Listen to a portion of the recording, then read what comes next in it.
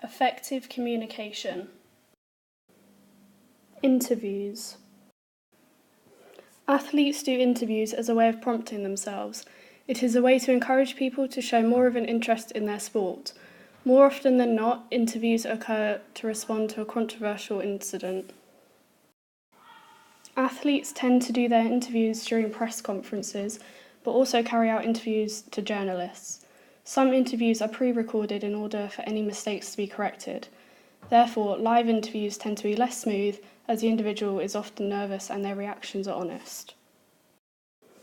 There are different types of interviews, but I'm only going to be talking about two: social media and television. An example of interviews on television is talk shows, and through social media, interviews are often written and shown through the most popular types of social media, such as Instagram, Snapchat, Facebook, and Twitter. For an interview to be largely successful, there are many things that an individual can do to plan for it. These things include thinking before you speak.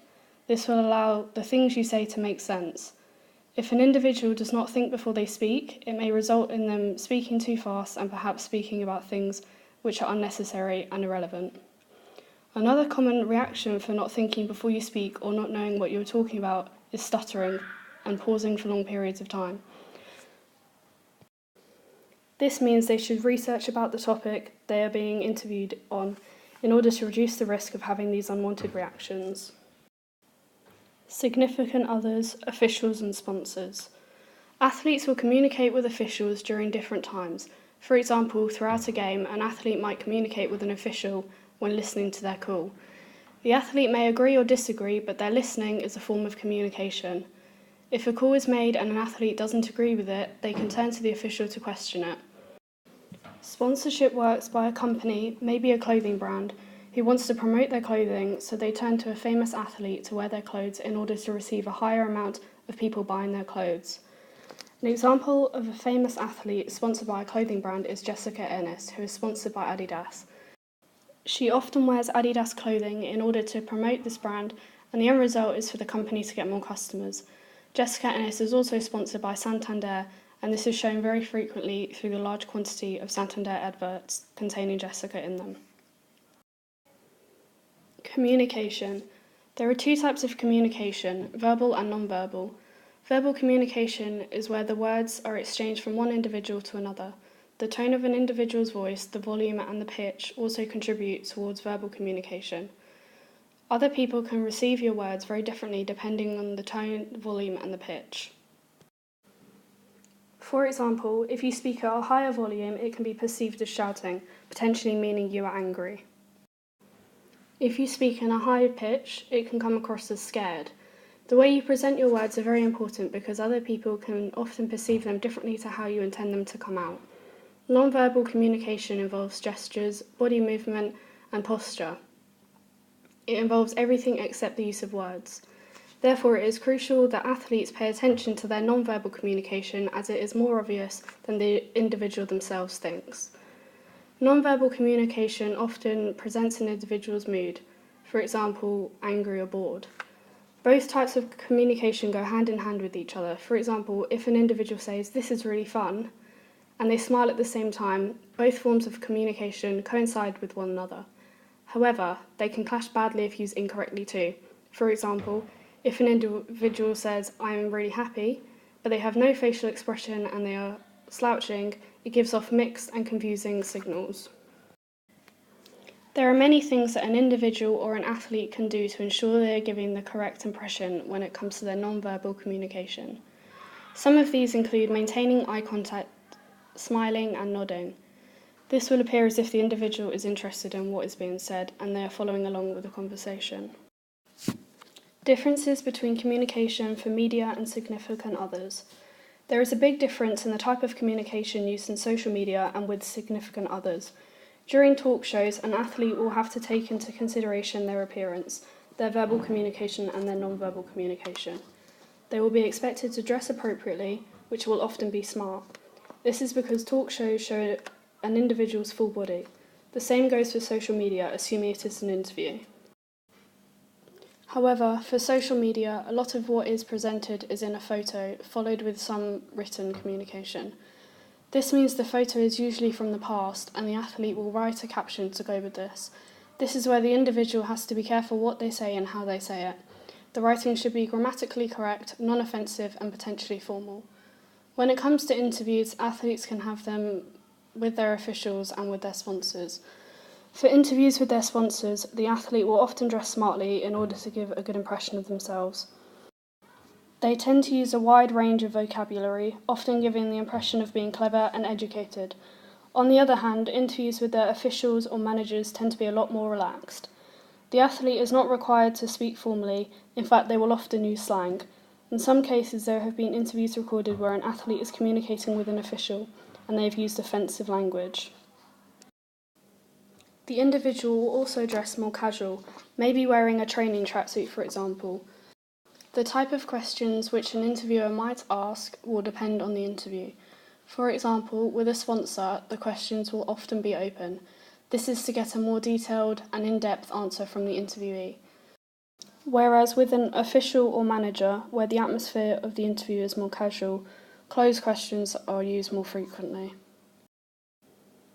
The importance of planning for interviews. Planning for interviews allows individuals to feel more relaxed and prepared during the real thing. Planning for situations before they occur means the individual can feel more at ease and they don't need to stress about what they need to say or act. The first thing an individual can do to prepare is practice having an interview. This will be a rehearsal interview, allowing the individuals to act as if they were in the real thing, and then if they make any mistakes, they can improve on it. Another thing an individual can do to prepare is to create a script.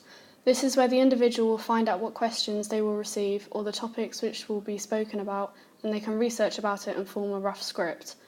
This will allow them to read it and learn the main parts, and therefore preventing the individual from freezing, having awkward pauses, or panicking about loss of words. Career planning. The importance of planning a backup career. If something happens to an athlete causing their career to go downhill, they will need to have a backup plan. Most athletes whose competing career has ended is due to an injury. An example of this is Pierluigi, a Chelsea football player who injured his knee ligament. He required 10 operations and was forced to retire. After an athlete is injured, they often will be removed from their club and they'll be left jobless. A common backup career for these particular individuals is coaching. This is because they have the knowledge and experience to be a successful coach from their previous athletic career. SWOT analysis. SWOT analysis stands for strengths, weaknesses, opportunities and threats. SWOT occurs during a situation that requires a decision. Athletes use SWOT analysis to define their strengths and weaknesses in order to find a solution and hopefully improve on their weaknesses. It is also a way for individuals to learn to reduce their threats, which may eventually eliminate them. The individual I have selected is Alfie Elsey, who plays football.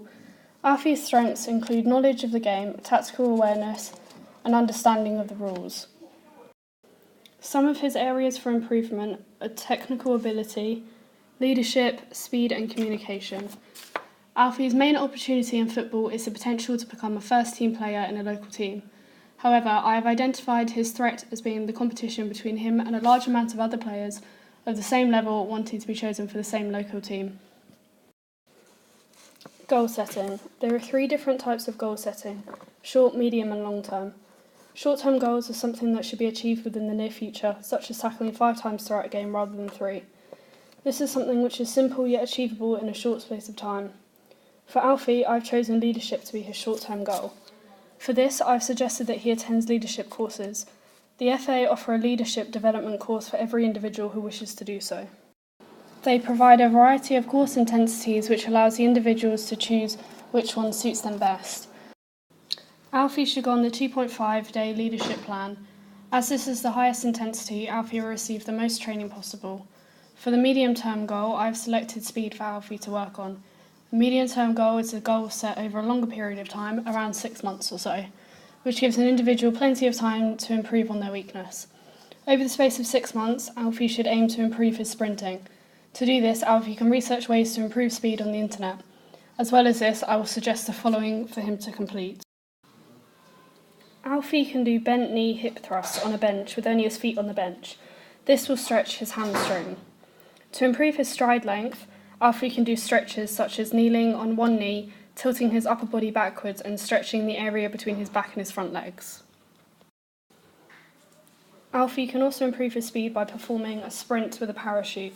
This will cause resistance when he runs, therefore causing him to get used to this, and then finding it easier to run when he does not have the parachute.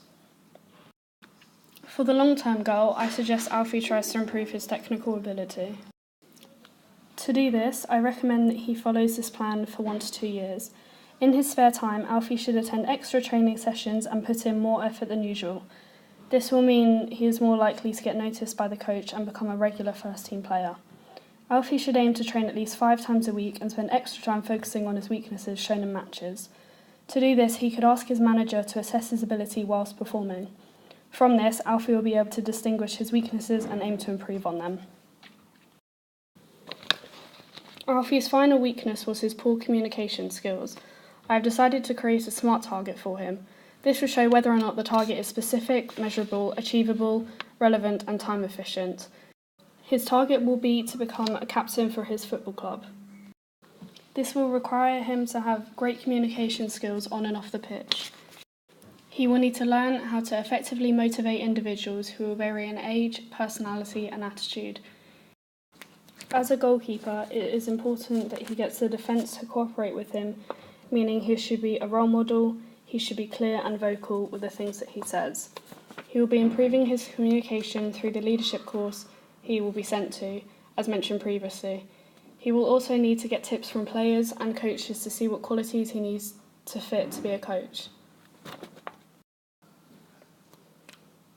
The target I have chosen for Alfie is specific, as he has a set goal that is to eventually become a captain, which requires great communication.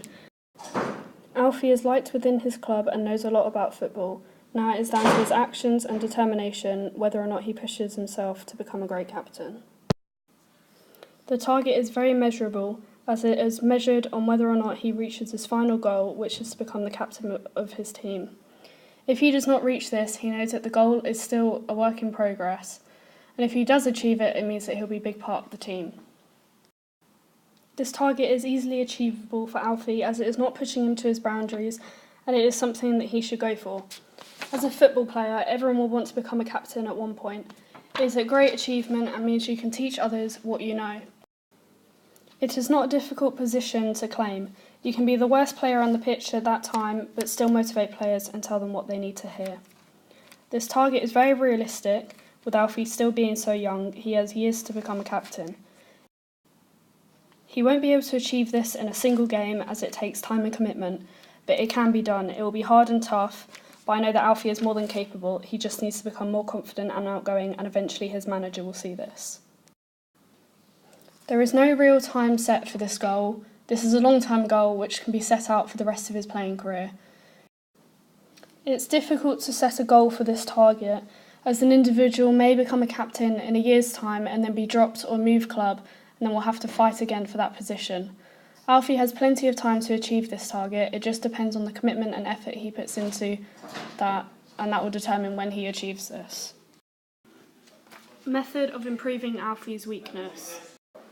Communication is Alfie's weakness, and he will be improving this in several ways. The first way will be by attending the leadership course set out by the FA. This covers communication and how to be effective and clear.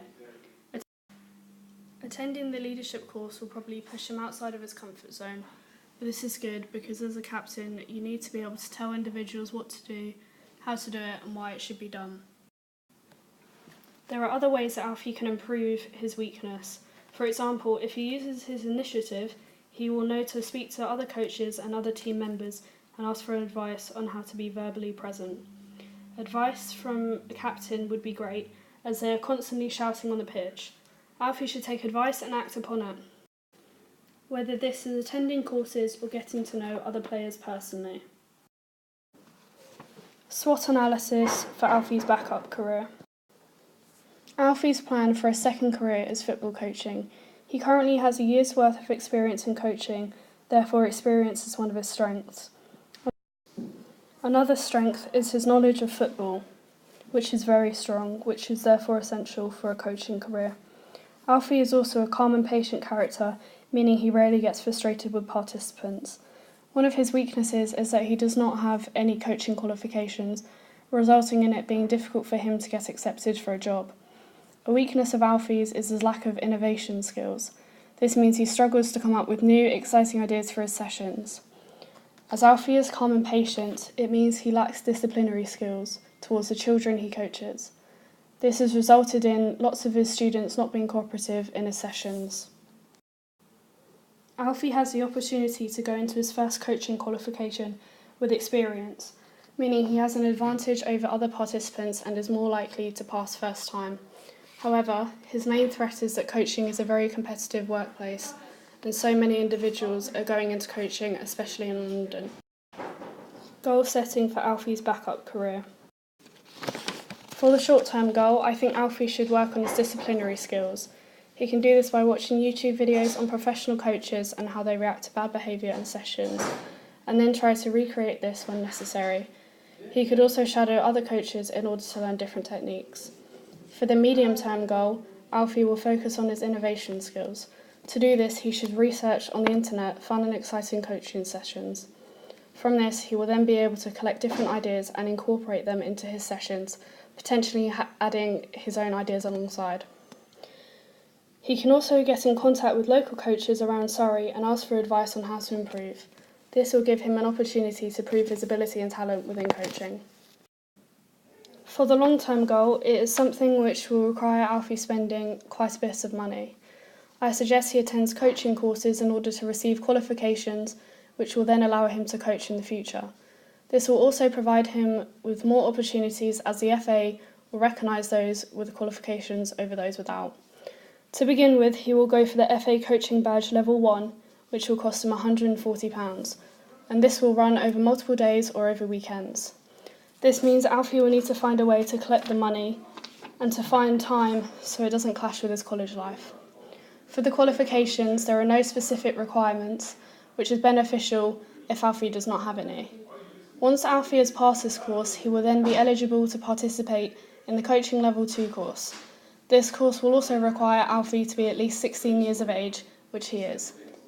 This course will cost him £275 and will provide him with another qualification, which will again benefit him with his coaching career. From this, Alfie can decide whether or not he enjoys coaching, and if so, he can choose to progress onto further qualifications.